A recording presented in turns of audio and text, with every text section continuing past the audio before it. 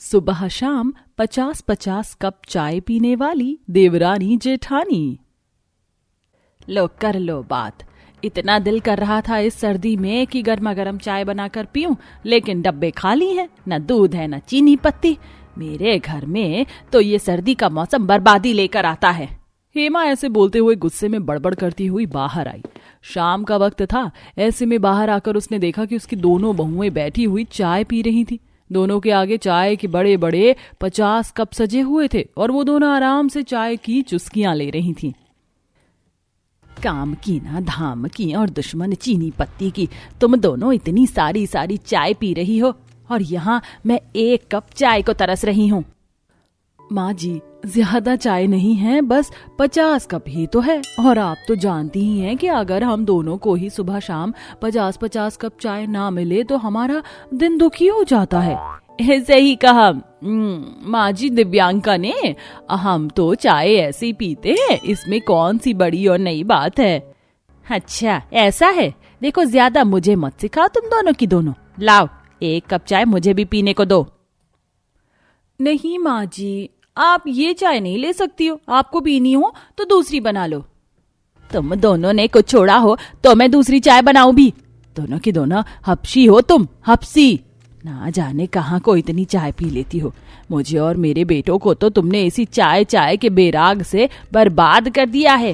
हेमा ऐसे बोलती हुई अपने कमरे में चली गई। हेमा की 2 बहुएं थी, भाव्या और दिव्यांका। दोनों ही चाय की बेहद शौकीन थी। मौसम बदलने पर जहां लोग घरों में मेवा वगैरह भरते हैं, वो बस चाय का ख्याल करती थी और हर रोज सुबह शाम 50-50 कप चाय पीती थी। ऐसे ही सिलसिला जारी था और अब सर्दी थोड़ी सी और ज्यादा बढ़ चुकी थी। ऐसे में एक दिन, अरे बहुओं, रितिका और तुम्हारे पति बस कुछ देर बाद खाना खाने आ जाएंगे। खाना नहीं बनाना है तुम्हें? माँ जी, मैंने तो सुबह जो 50 कप चाय पी थी उसी से मेरा पेट भरा हुआ, मुझे कुछ नहीं खाना। अगर ज्यादा भूख लगी तो मैं तो चाय ही बनाकर पी लूंगी। सही कहा जेठानी जी ने माँ जी, मुझे भी कुछ खाने का मन नहीं है, मैं अभी चाय ही पीऊंगी। अच्छा, तो तुम दोनों चाय से ही गुजारा कर लोगी? दोनों की दोनों पागल हो गई हो क्या? अरे बहुत ज्यादती हर चीज की बुरी नहीं है। इतनी चाय पीकर तुम हमारा तो दूध पत्ती का नुकसान करवाती ही हो, लेकिन साथ ही तुम अपना भी नुकसान कर रही हो। माँ जी, आपको जो भी बोलना है हमें बोल दीजिए, लेकिन चाय के बारे में मैं कोई अपशब्द नहीं सुनूंगी। चाय का कोई नुकसान नहीं होता है माँ, चाय पीने से तो दिल को सुकून मिलता है। मुझे तो चाय इतनी अच्छी लगती कि सोते हुए मेरे मुंह में डाल दो, और आप कहती हो कि चाय नुकसानदेह है। सही कहा जेठानी जी ने माँ, आपको कोई हक नहीं है चाय के बारे में कुछ भी गलत बोलने का। अच्छा ठीक है, माफ कर दो, गलती हो गई जो मैंने ये सब बोल दिया। पियो, तुम्हें कितनी चाय पीनी है, बाद में इसके परिणाम भी तुम खुद ही झेलना। दोनों बहुओं ने अपनी सास की एक नहीं सुनी और उल्टा उसके समझाने का बुरा मान लिया, और आज के दिन भी उन्होंने दोनों वक्त बिना कुछ खाए पिए बस सुबह शाम 50-50 कप चाय ही पी थी। ऐसे ही सिलसिला जारी था। जैसे जैसे सर्दी बढ़ रही थी, बहुओं की ये लत भी बढ़ने पर ही थी। हे भगवान, इतनी सर्दी में तो नहाना बैन हो जाना चाहिए। बड़ी सर्दी है, इन बालों को मैं बाद में सुखाऊंगी, पहले जरा थोड़ी सी चाय बनाकर पी लूं। दिव्यांका नहा कर निकलते ही कुछ और करने के सिवा रसोई में आ गई। उसके बालों पर तौलिया लिपटा हुआ था और वो पूरी तरह कांप रही थी। दोपहर का वक्त था और ऐसे में वो चाय बनाने लगी। अरे बहू, क्या बना रही हो?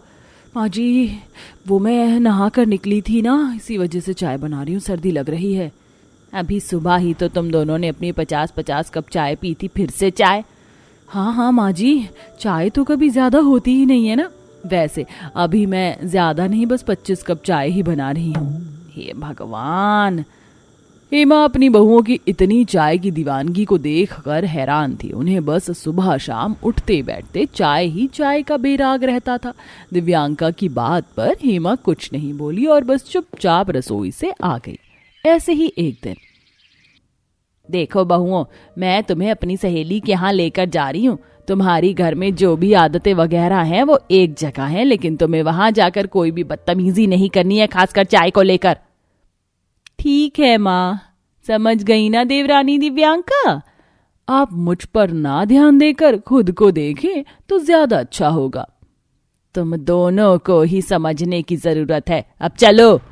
हेमा अपनी दोनों बहुओं के साथ अपनी सहेली के घर आ गई। कुछ देर बातें हुई और फिर उसकी सहेली हेमा और उसकी बहुओं के लिए चाय नाश्ता ले आई। लो बहू और हेमा, सभी चाय ले लो, सर्दी काफी ज्यादा है तो चाय। इतनी जल्दी तुमने पी भी ली? अभी तो ये बहुत गर्म थी। आंटी जी, चाय कभी गर्म नहीं होती और चाय को इंतजार करवाना तो बहुत ही बुरा माना जाता है, तो हमने पी ली। हे भगवान, ये देवरानी जेठानी मेरी यहाँ पर भी बेइज्जती करवाएंगी। हेमा अपनी बहुओं का चाय को लेकर पागलपन जानती थी, इसलिए वो चिंता में आ गई।